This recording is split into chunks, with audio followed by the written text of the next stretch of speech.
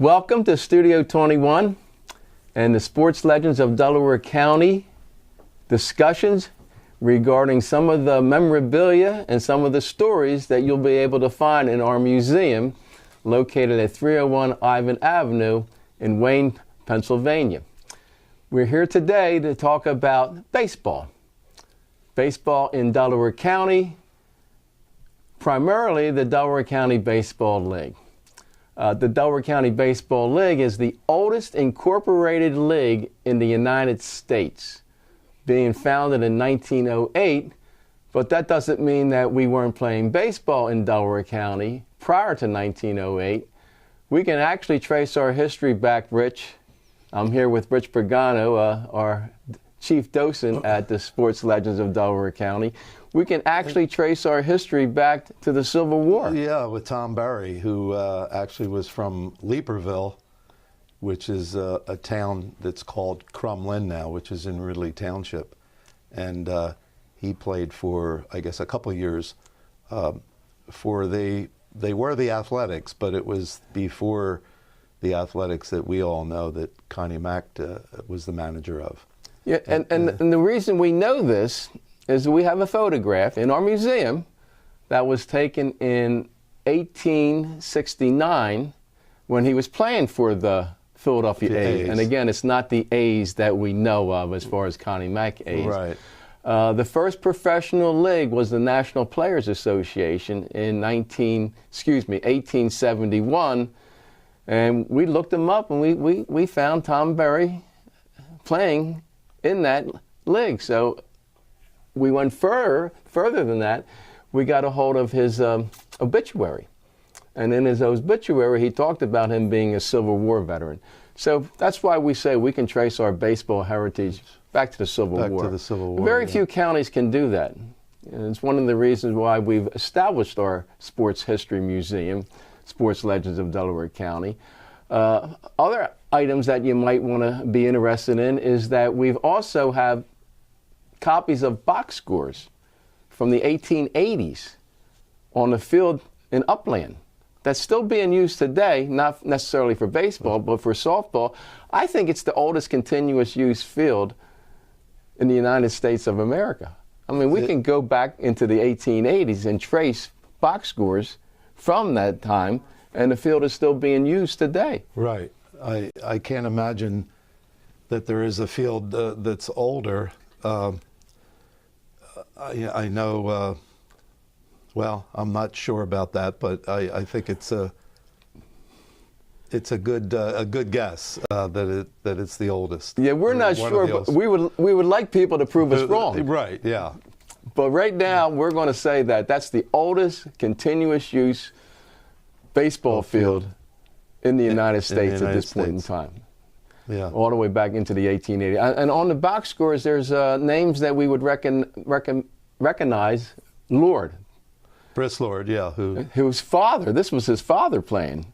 Right. And Briss Lord, do you know anything about Briss Lord? Yeah, Briss Lord was from Chester, and I know he attended Chester High School for a period of time, but he played on some of the great Connie Mack Philadelphia A's teams that won the World Series a couple years in 1910, 1911. And he was one of the first really great players from Delaware County that played in the major leagues.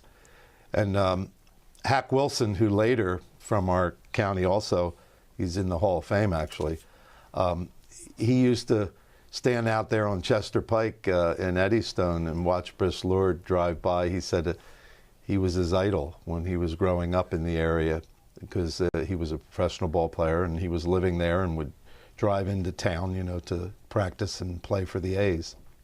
Well, a lot of people might not recognize the name Briss Lord, even though that field that we just got through talking about is called the Briss Lord Field. Yeah. In Upland. And also, Briss Lord was actually traded even up for Shoeless Joe Jackson in 1910. Right. Now, Shoeless Joe Jackson is a name that we're going to be talking about a little bit later on. But that's amazing that Briss Lord is traded even up for Shoeless Joe Jackson. Yeah, because, of course, Joe Jackson is one of the players involved in the scandal in 1919, the World Series, and there are still many people out there that feel as though he should be in the Baseball Hall of Fame. He was that good of a player. So, and this actually will take us up to the when the Delco League was founded in 1908, because Connie Mack, we just got through talking about, Connie Mack was actually a league official in the Delaware County Baseball League in the early years. And they had an award named after him, didn't they, at one point? I'm not sure about that, but it wouldn't surprise me. Yeah. Because we go back to 1908, and then the league was incorporated in 1909. Do you have any rationale on why it was incorporated? Well, there were other leagues, you know, coming up. One was the Baltimore Pike League, which they started using that name, the Delco, or Delaware County Baseball League. So the original league there that was formed the year before figured that they should incorporate so they would have that name and no one else really could use it. And so the following year they incorporated. And who was the founder of the Delaware County Baseball League? Yeah, it was Borton Weeks, who was from Rutledge, which is a section in Ridley Township. And he was the one that really got the thing started and got other representatives from other towns.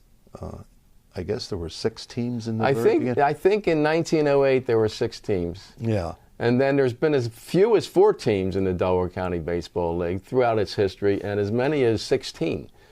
How many are there now? There's 10 now. 10 now, okay. So the Delaware County Baseball League has 10, and they like to keep somewhere between 8 and 10.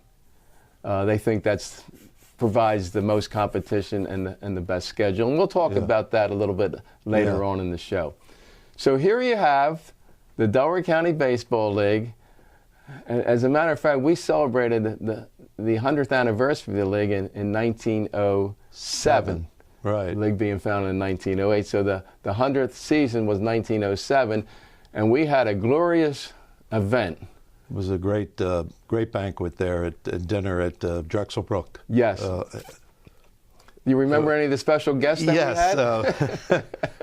We had Bob Feller, the great Hall of Fame pitcher, Robin Roberts from the Phillies, Lou Krause Jr., and of course Mickey Vernon, our own Mickey Vernon from Delaware County. And those 4 alone made the event as far as I was concerned. And Bob Feller was, he never minced words. He told it like it is, you know, and I always remember him saying about Mickey Vernon, he said, if you didn't like Mickey Vernon, you didn't like anyone. He had some interesting things to say, and he never held back, you know. Steve Byrne and myself, we actually had the pleasure of picking Bob Feller up at the airport. And he was a very opinionated person. And he would say, but they came for there was no fee involved. We just had to reimburse them for travel and their hotel expenses. Right. And Bob Feller said, now look, I'm not signing any autographs at this event. We had 550 people. He asked how many people were going to be there. He said, 550 people, I'm not signing any autographs. Well, 2 minutes after we entered the ballroom, Bob Feller was signing autographs. I said, well, I had no sense of me making an announcement that we're not going to sign any autographs. But during that, we're going to backtrack a little bit, Rich, because during that event, we divided the history of the league into the early years, the golden years, and the contemporary years. And the early years of the Delaware County Baseball League are nothing more than extraordinary. You're seeing a lot of images on the screen as we talk. And some of the players that played in that league, well, they're in Baseball Hall of Fame. Do you remember the names of any of those? Because you wrote the book. You wrote the book on the early years. Yeah, Home Run Baker, who was playing for the A's and I guess didn't like the contract that Connie Mack had given him or wanted to give him. And so he came to the Upland team and played a year, 1915, for Upland in the Delco League, and they won the championship. And it was interesting because, you know, Home Run Baker, when people hear that name, they think of a home run king like Babe Ruth. Well, back then, I think the most home runs he hit in a season was maybe 12, you know, a little bit different than what Babe Ruth was hitting later on. But yeah, Home Run Baker would be one. I think probably the most interesting story, they tried to go after Babe Ruth because he had some problems up there in Boston. He was going to be banned for the season. He had attacked an umpire, but he was a great pitcher in the league at that time when he was playing for the Boston Red Sox. So Frank Miller found out about this and thought that maybe they could get Babe Ruth to play in the Delco League, and he was the manager of the Upland team. So Frank Miller went up to Boston and actually went to Babe Ruth's apartment and sat down with him and told him that, whatever they're giving you for the season, we'll give you the same amount, and you can play for us. And Babe Ruth was going to do it, and it never came to fruition because the Boston heard about it, and they were able to persuade Babe Ruth to stay with them. But it was very close to Babe Ruth actually coming down and playing. They were also able to persuade the league officials not to fine Babe Ruth or throw him out of the league for the rest of the year, because they knew that they could lose him to the Delco League because of the Home Run Baker experience. Exactly, that they had Home Run Baker. So that was interesting. I think by 1914, there was a big rivalry between Media and Clifton Heights. And they were playing in the championship that year. And what happened was Media was up, and they were playing, I believe, in Clifton Heights. And I think it was the ninth inning. Media was going to win the game. There were 2 outs. Media was up, and a fellow from Media. Well, I should backtrack. The week before, there was a big fight in that game. They had to take people to the hospital, including the umpire. So it was rescheduled to play the following Saturday. So the following Saturday came, and as I was saying, there were 2 outs. The Media player popped up, and it was going to go to the catcher. Well, here comes 2 hunters out of the woods because, you're playing on a field that it was fenced in all the way out to the woods, but they had been hunting out in the woods that day in Clifton Heights. And this one fellow saw the ball and shot it out of the air, blew it apart. A big fight broke out again. They took all kinds of people to Delaware County Hospital there in Upper Darby. And in fact, the fire company there, they had to spray the people down with the hoses, and it just got totally out of hand. I know Media did win the championship that year, but I don't know if that game was ever finished. It might have been the end because this was the second time that something like that happened. But for a hunter to be shooting the ball, I remember reading your article, and you had mentioned that this was the most unbelievable game that. Frank Betker, who later played, he played in Major League Baseball for the St. Louis Cardinals. He said it was the most spectacular game I ever played in my life, right here in Delaware County. And he played all over the nation in the minor leagues and including the major leagues. So the history of the league, especially those early years, is unbelievable. I must mention that even though he did not hit that many home runs, at the league with the dead ball era, nobody was hitting home runs. He actually led the American League in home runs in 1911, 12, 13, and 14.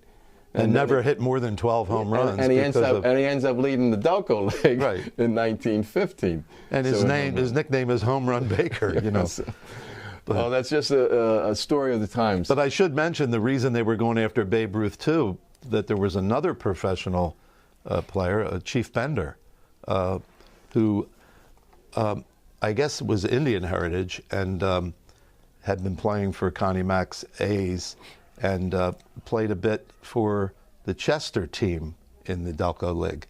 Do you know more about Well, actually, he might have played for the Chester team, but the box score that I have from 1917, so we can document many of the things we're talking about. 1917, Chief Bender was actually pitching for the Upland team. Upland team, okay. And he lost. there was a pitcher pitching for the Chester team named Oscar Turo. And he was nicknamed the Little Cuban, which is interesting because we have Latin Americans naturally are the face of Major League Baseball today in most cases. Right. And here you have a Latin American player pitching for Chester, beating Chief Bender back in 1917. So it's amazing history. Don't you think also that the big difference back then and now is that everybody was being paid back then? I mean, the Delco League now in 2019, are players being paid? No, as a matter of fact, in their bylaws, it says that this is not allowed for players to be paid. But back then, you just wondered, they had the blue laws. Yeah, but they were supposedly had amateur status too in the very beginning.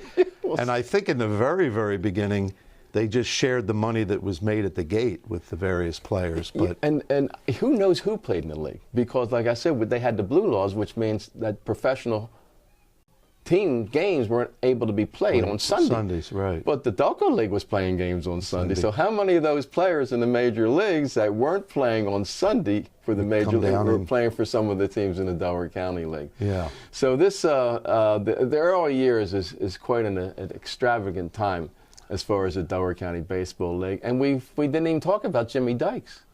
Yeah, Jimmy Dykes from Haverford High School, he played in the Delco League. And, of course, later became a fantastic major league player, played in the first All-Star game, the first two All-Star games. I think at that first All-Star game, he had as many hits as Babe Ruth in that game. He had 2 hits, he played over 20 years, and then he managed over 20 years in the majors. I think in the Delco League, did he play for just a couple years for that Oakmont team or the... Yeah, it's an interesting story about Jimmy Dykes is that his great-grandson is playing in the league at this point today. Okay. So there's still that connection with the Delaware County Baseball League. And then you had Johnny Ogden. Yeah, Johnny Ogden, who that Frank Betker, who I mentioned, who had the story about the Clifton Media game, he managed both Ogden brothers.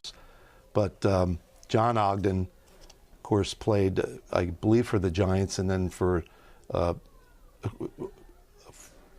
the Baltimore team in the International League. But then he had a brother, Curley Ogden. They were both Chester High graduates, and they played, I believe, at Swarthmore College, too.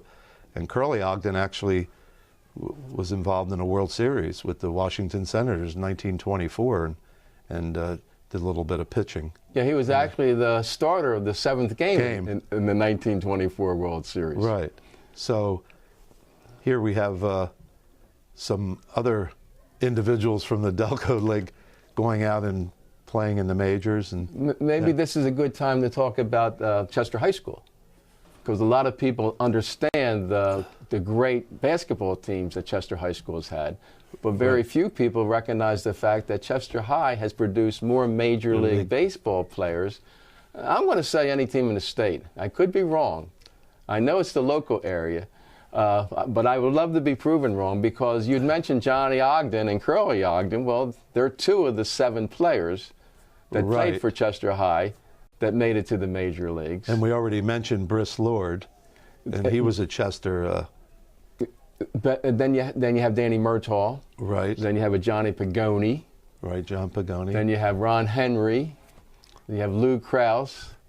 I think Rich Westcott, who's quite a baseball, written over 25 books from our county, I think he said he came up with 8 from Chester. And the last one that I don't want to forget, because I'll hear it from the family, would be one of the Chism brothers, Tommy Chism. Right. Who played a little bit for the Baltimore Orioles. As a matter of fact, he actually was a pinch hitter in one of those games that lasted, 24 or 26. Cal Ripken. It lasted 24, 26 innings. So Chester High Chester. and the Delco League. And Ron Henry, we might as well talk about this. He is an interesting story. He's the only African-American in the history of Delaware County to have played in the major leagues. Right. So these are some very, very unique, interesting stories. We're going to talk about some of the more modern players that played in the Delco League that also probably became more noteworthy in other sports in the way of Geoff Petrie. And I call Geoff Petrie one of my Moonlight Graham players, as far as the Delco League is concerned. Moonlight Graham, for those that remember the movie, was the individual that Burt Lancaster was playing, and he only played one game, never had a chance to bat. Right. Well, Geoff Petrie was one of those. He's in the Delco League book, but he only pitched one game. I think it was a no-hitter, as a matter of fact. Right. It must have been the summer after his high school graduation. Or had to be, because well, he was drafted by the Washington Senators. Yeah, and as his coach told me from Springfield, Ace Bell, he was originally going to be drafted in the first round by the Houston Astros, but they found out that he was going to go to Princeton and play basketball, so they didn't draft him. And then, but still, the Senators drafted him, and in the 17th round, I think it was, yeah, 18th round, right out of high school. Because then later at college, he got drafted in the NBA. And talking about Ace Bell, you had Mike Scioscia, who's also played in the Delaware County Baseball League. Right. Not many games, but he did play. And Jamie Moyer is another one who pitched for Tinicum in the Delaware County Baseball League. The Delaware County Baseball, we've been speaking here for about 20, 25 minutes, and we haven't even scratched the surface. We haven't even gotten to the golden years or the more recent years. So maybe we're going to have to come back and start talking about. Yeah, because it has a rich history.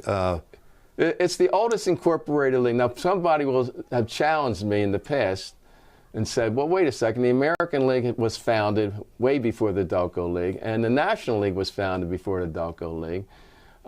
Yes, they were founded before the Delco League, but they were never incorporated. And to this day, they haven't been incorporated. So we rest on our laurels that the Delaware County Baseball League, and this is our 100th anniversary trophy here, celebrating, we call it our Centennial Cup. And the league's going to start its, 112th year this year. Yeah. And it's still going strong. It's still the best baseball that you can find outside of professional ball. And people that aren't quite good enough to play in the majors are happy they have some place to play against some top competition. So this trophy, I have a heart in this trophy.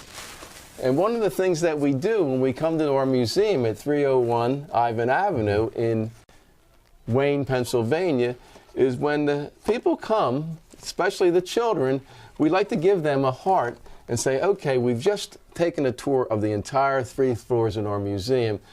I want you to put a heart on the piece of memorabilia that you like the best.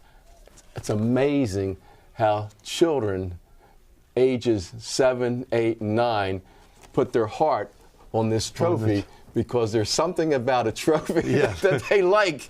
I don't know what it is. It sure is a big one, too. They like the trophy, and it's one of the favorites for kids that come to our museum. Maybe you could mention the hours, too, that they can, and the days. We're open the hours of the Township Building, 8 to 4, Monday through Friday, and from 11 to 1:30 on Saturdays. And the phone number is 610-909-4919, and that's the number for the curator. And you'll be able to find out, double check, because we do get some individuals from outside the state, and you might want to make sure that there's no problems as far as getting into the building at a certain particular time.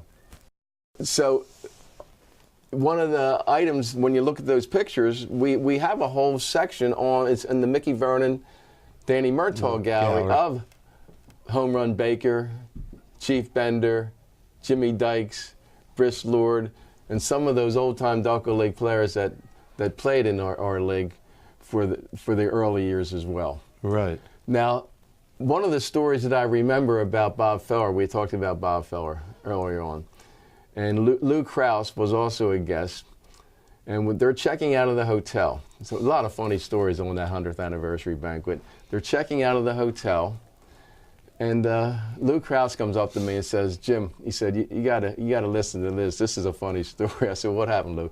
He said, "Bob Feller's checking out of the the hotel. It was a Marriott. And he asked the guy, he said, now listen, he said, I know we didn't pay for these rooms, but can I still get my points? Because I'm a Marriott Club Reward winner. So Lou thought that was one of the strangest types of requests that he's ever been associated with. I can remember at the banquet, too, he was up there saying, the greatest thing that happened in my lifetime, or he was talking to the younger people in the audience, the greatest thing that happened to them maybe with the Beatles coming to America. He said, no, the greatest thing in my lifetime was winning World War II. And he was something else, that guy. He was one of the most opinionated individuals that you could possibly run up against as far as being a major leaguer. And the guest speaker that we had from Cooperstown, Bruce Markison, talked about, he was probably one of the most loyal Hall of Famers they ever had.